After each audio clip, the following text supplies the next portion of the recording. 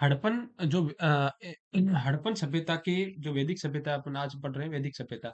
हड़प्पन सभ्यता के विनाश के कुछ शताब्दियों के बाद एक नई सभ्यता उसी क्षेत्र में जन्मी और धीरे-धीरे गंगा यमुना के मैदानी क्षेत्रों में फैली मतलब मैदानी तक फैलती गई। यह सभ्यता आर्य सभ्यता कहलाई। इस सभ्यता और पुरानी सभ्यता में कई महत्वपूर्ण अंतर थे।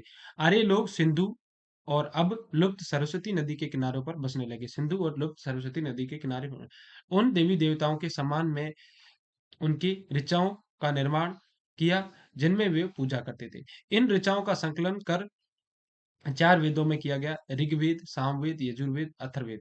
ठीक है। वेद शब्द का अर्थ है पवित्र, आध्यात्मिक ज्ञान, पवित्र आध्यात्मिक ज्ञान। वेद जो प्रारंभ में वेद मौखिक रूप से ही पढ़ाए जाते थे क्योंकि प्रारंभिक आर्यों के विषय में जो कुछ भी हम जानते हैं वो सब वेदों पर ही आधारित है।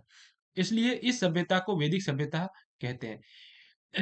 वैदिक काल को 2 भागों में विभाजित करते हैं, पूर्व और उत्तर वैदिक काल।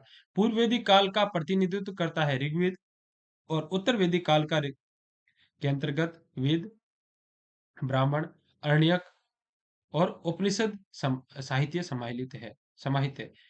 रामायण और महाभारत दोनों महाकाव्य पुराण जिनका संकलन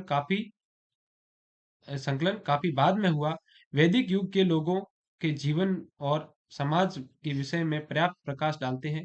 इस काल के ज्ञान के लिए उत्तर प्रदेश के कुछ क्षेत्रों में पुरातात्विक प्रमाण भी प्राप्त हुए हैं। ऋग्वेद में इंद्र की स्तुति में 250 मंत्र हैं और 200 मंत्र अग्नि देवता की स्तुति में है।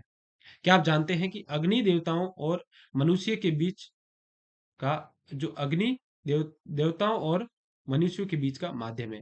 समाज और धर्म। वैदिक युग के लोगों ने अपना धुमकड़ी जीवन समाप्त कर दिया। कैसा धुमकड़ी जीवन? जो गुमनाम।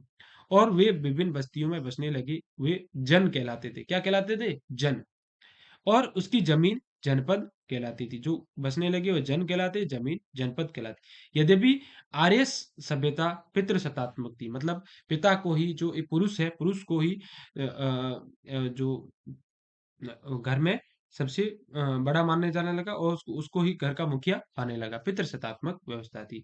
नारियों के साथ सम्मान और आदर से व्यवहार किया जाता था। परिवार लघुतम इकाई थी। ठीक है। अनेक परिवार मिलकर एक ग्राम बनाने थे। क्या बनाने थे? एक ग्राम। और कई ग्रामों का विस कई ग्रामों का विस कहलाते थे। कई ग्रामों क्रम मिलके क्या कहलाते? विस। और अनेक ग्रामों का एक समूह, एक कबीला जन कहलाता था, जिस पर एक मुखिया राजन शासन कहलाता था। कई ग्रामों का विस कहलाता था और अनेक ग्रामों का समूह कबीला कहलाता, जिस पर एक मुखिया राजन शासन करता था। उसका मुख्य कार्य कबीले की बाहरी आक्रमणों से सुरक्षा करना, कबीले की बाहरी जो आक्रमण है उनसे सुरक्षा करना, नियम तथा अनुशासन बनाए रखना होता था। उसकी सहायता के लिए 2 सभाओं के सदस्य किया करते थे, जिन्हें सभा या समिति कहा जाता था।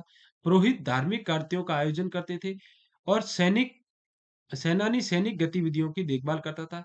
राजन का पद यूं तो पितृ प्राथमिक था, परंतु निर्बल और कार्य करने में अकुशल पाए जाने पर उसे हटाया भी जा सकता था।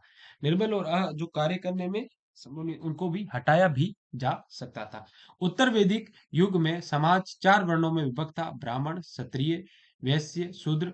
इसे वर्ण व्यवस्था भी कहते हैं। उत्तर वैदिक काल में प्रारंभ में यह व्यवस्था विभिन्न कार्य करने वाली श्रेणियों को संकेत करती थी, विभिन्न कार्य। परंतु समय के साथ यह व्यवस्था वंशानुगत या जटिल होती चली गई। वंशानुगत जो ये वंश के आधार पर होती गई, मतलब इसका पुत्र ये करेगा, वो वंश के आधार पर होगी। ठीक है। अध्यापक ब्राह्मण कहलाते थे, शासक वर्ग क्षत्रिय, किसान, व्यापारी, बैंक का काम करने वाले वैश्य कहलाते थे, कलाकार, शिल्पी आदि शूद्र कहलाते थे। कलाकार, शिल्प आदि क्या कहलाते थे? शूद्र कहलाते। बाद में व्यवसाय वंशानुगत और जटिल होता गया। एक व्यवसाय ने इसे दूसरे व्यवसाय में जाना बहुत कठिन हो गया था। इसी के साथ साथ समाज ब्राह्मण वर्ग का प्रभुत्व बढ़ता गया। समाज में किसका? ब्राह्मण वर्ग का प्रभुत्व बढ़ता चला गया। उस समय की एक महत्वपूर्ण व्यवस्था श्री थी चतुराश्रम व्यवस्था, अर्थात संपूर्ण जीवन का 4 विशिष्ट भागों में विभाजन। ब्रह्मचर्य मतलब गुरु के आश्रय में ब्रह्मचर्य का पालन करके शिक्षा और अनुशासन प्राप्त करना। ब्रह्मचर्य मतलब गुरु के आश्रम में रह के ब्रह्मचर्य का पालन करना और शिक्षा अनुशासन। गृहस्थ पारिवारिक जीवन, ठीक है, गृहस्थ क्या था? पारिवारिक। और वानप्रस्थ मोह माया जाल से धीरे धीरे मुक्त होने का समय, और संन्यास घर संसार की मोह माया से दूर आध्यात्मिक जीवन होता था। लेकिन यह व्यवस्था महिलाओं और निचली जाति के लोगों पर लागू नहीं होती, महिलाओं निचली जागों के लोगों पर नहीं होती थी। स्त्रियों का समाज स्त्रियों का समाज में आदर था, उन्हें पर्याप्त स्वतंत्रता थी, शिक्षा प्राप्त कर सकती थी, और स्वयं वर के माध्यम से अनेक जीवन साथी का चुनाव भी कर सकती थी। पर्दा और सती प्रथा प्रचलित नहीं थी। जीवन का परम लक्ष्य मोक्ष प्राप्ति था, जो धर्म, अर्थ और काम के माध्यम से प्राप्त किया जा सकता था। धर्म और मान, किसी बिना किसी फल की आशा के निष्काम कर्म का उपदेश भगवत गीता में दिया होगा। बिना किसी आशा के निष्काम फल भगवत गीता में दिया हुआ है। प्रारंभिक वैदिक कालीन लोग प्राकृतिक शक्तियों की पूजा करते। किसकी? प्राकृतिक शक्तियों की। उन्हें देवी देवता समझते थे। इंद्र, अग्नि, वरुण, मरुत आदि देवता कुछ देवता थे। उषा, अदिति, पृथ्वी देवियां मानी जाती थी। और सूर्य संबंधी देवी और सूर्य देवता सूर्य, सावित्री और भूषण है। मंत्रोद्धारण सहित यज्ञ किए जाते थे। देवताओं का आशीर्वाद प्राप्त करने के लिए अग्नि में घी और सामग्री डाली जाती थी। अग्नि में घी और सामग्री डाली जाती थी। अग्नि देवताओं और मनुष्य के बीच का माध्यम माना जाता है। वैदिक लोग जन कल्याण के लिए व्यक्तिगत रूप से, सामूहिक रूप से रूप में प्रार्थना किया करते थे। उत्तर वैदिक काल में धार्मिक कृत्यों में परिवर्तन आया। पूर्व वैदिक काल के देवी देवता इंद्र, अग्नि, अरुण, वारुत महत्व कम हो गया, और इनका स्थान अन्य तीन देवताओं ने ले लिया, जिन्हें ब्रह्मा सर्वोच्च माने जाते थे। ब्रह्मा को सर्वोच्च माने जाते थे। विष्णु पालक और शिव संहारक सहित यह एक त्रिमूर्ति पूजी जाने लगी। धर्म बहुत ही अधिक यज्ञ में हो गया। मंत्र जिन पर ब्राह्मणों का एकाधिकार था, अब वे प्रत्येक धर्म कृत्य का अंग माने जाए, प्रत्येक धर्म कृत्य का अंग माने जाए। इससे ब्राह्मण बहुत ही शक्तिशाली हो गए और यज्ञ खर्चीले हो गए। यज्ञों के ऊपर के तीन वर्ण ही भाग ले सकते थे। राजा अपनी स्थिति को सुदृढ़ करने के लिए अश्वमेध, राजसूय, वाजपेयी यज्ञ किया करते थे। यह भी तथ्य बड़ा रोचक है कि 3000 वर्ष के बाद भी वैदिक युग के कुछ तत्व आज तक शेष है, भारतीय संस्कृति के अंग है। उत्तर वैदिक युग के अंत तक समाज में परिवर्तन होने लगा। पहली बार कुछ लोग मान्यताओं पर चर्चा करने लगे, जैसे सृष्टि का निर्माण, मृत्यु के बाद जीवन, और जीवन का मर्म। इन विषयों का उपनिषदों में विस्तार से चर्चा की गई। अब भौतिक जीवन और अर्थव्यवस्था। कैसी अर्थव्यवस्था थी? आर्य लोग मुख्यतः खेतीहर किस्म के लोग थे। वे गोए, घोड़ों, भेड़, बकरियों, कुत्तों को पालते थे। वे जो सामान्य भोजन जैसे दालें, अनाज, फल, दूध और दूध से बने पदार्थों का सेवन करते थे। वे सोम नामक पेय भी पीते थे। क्या थे? सोम नामक। शतरंज, रथों की दौड़ उनके मनोरंजन के साधन थे। प्रारंभिक युग में मुद्रा विनिमय कर आदि नहीं थे। प्रारंभिक युग में कोई किसी भी प्रकार की मुद्रा विनिमय नहीं थी, कोई भी कर नहीं था, बल्कि स्वैच्छिक दान प्रचलित था। स्वैच्छिक, जो लोग अपनी स्वेच्छा से देते थे, वो दान प्रचलित था।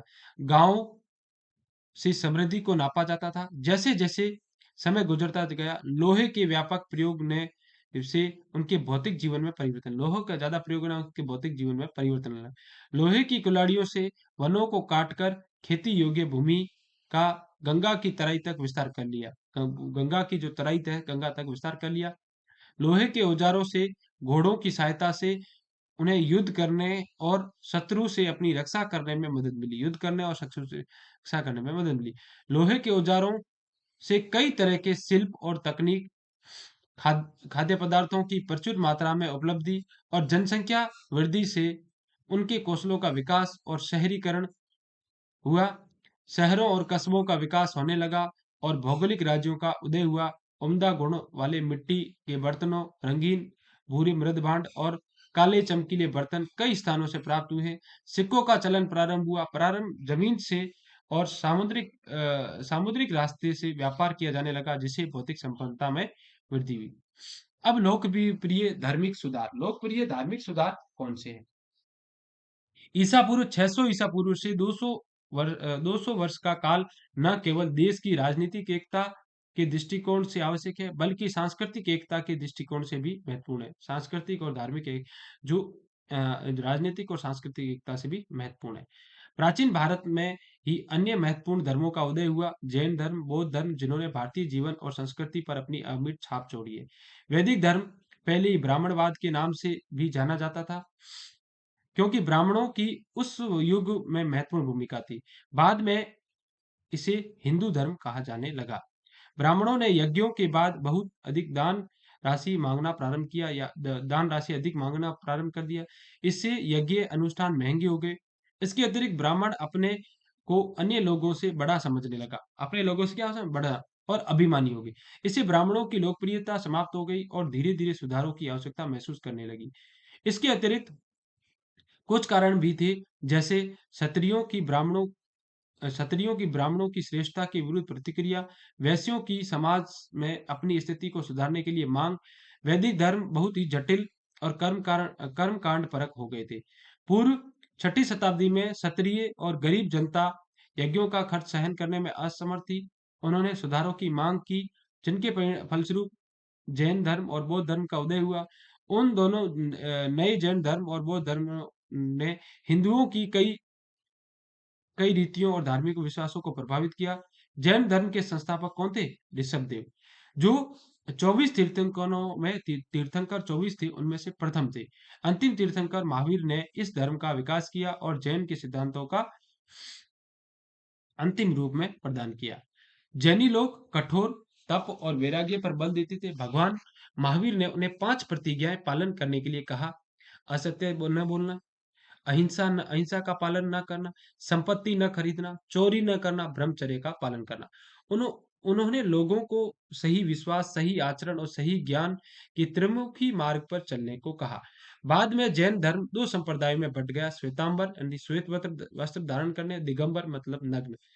और जैन धर्म में अधिकतर अनुयायी क्या है? व्यापारी वर्ग से है। दूसरा आंदोलन गौतम बुद्ध दूसरा आंदोलन गौतम बुद्ध 563 ईसा पूर्व से 483 ईसा पूर्व द्वारा प्रारंभ किया गया, जो भगवान महावीर के समकालीन युवा थे। ठीक है। उन्होंने चार चार आर्य सत्यों का प्रचार किया। उन्होंने मध्य मार्ग अपनाया। वे मानते थे कि संसार दुखमय है और तृष्णा इस दुख की जड़ है। संसार दुखमय और तृष्णा मतलब लालच इस दुख की जड़ है, जिसे निम्नलिखित अष्टांगिक मार्ग को अपनाकर जीता जा सकता है। अष्टांग मार्ग है क्या? सम्यक दृष्टि, सम्यक संकल्प, सम्यक वाक, सम्यक कर्म, सम्यक आजीविका, सम्यक प्रयत्न, सम्यक स्मृति, सम्यक समाधि। अब मूलतः ये दोनों धर्म ब्राह्मण धर्म के एकाधिकार के विरुद्ध थे। किसके? ब्राह्मण धर्म के एकाधिकार के विरुद्ध थे। सुधारकों ने अच्छा भौतिक जीवन व्यतीत करने के लिए नीति शास्त्र की आवश्यकता पर बल दिया। दोनों सुधारकों ने भिक्षुओं की एक श्रेणी बनाई है, मठों की स्थापना की, जिन्होंने जैन धर्म में स्थानक, बौद्ध धर्म में विहार कहा जाता है। बाद में सभी धर्म भी 2 भागों में बंट गया है, हीनयान और महायान। बौद्ध धर्म भी 2 भागों में, जैसे वो था ना श्वेतांबर और दिगंबर जैन, ये भी 2 भागों में। बाद में एक तीसरा खंड वज्रयान भी जुड़ गया। इसके बाद बुद्ध धर्म विश्व के अनेक भागों में प्रचार हुआ, जैसे श्रीलंका, म्यांमार, कंबोडिया, वियतनाम, चीन, जापान, थाईलैंड, कोरिया, मंगोलिया और अफगानिस्तान। आज इन दोनों की अधिकांश जनता बुद्ध धर्म को मानने वाली है। हिंदू धर्म में भी समय के साथ कई परिवर्तन हुए। अनेक धार्मिक पक्षों, विश्वासों और मतों का प्रादुर्भाव हुआ। बौद्ध धर्म के समान हिंदू धर्म के कुछ पंथों का भी भारत से बाहर के देशों में विस्तार हुआ, विशेष रूप से दक्षिण पूर्वी एशियाई देशों में। बाद में हिंदू परंपरा ने बुद्ध को भी विष्णु का अवतार स्वीकार किया। धन्यवाद। अब अगला चैप्टर आगे पढ़ेंगे। धन्यवाद।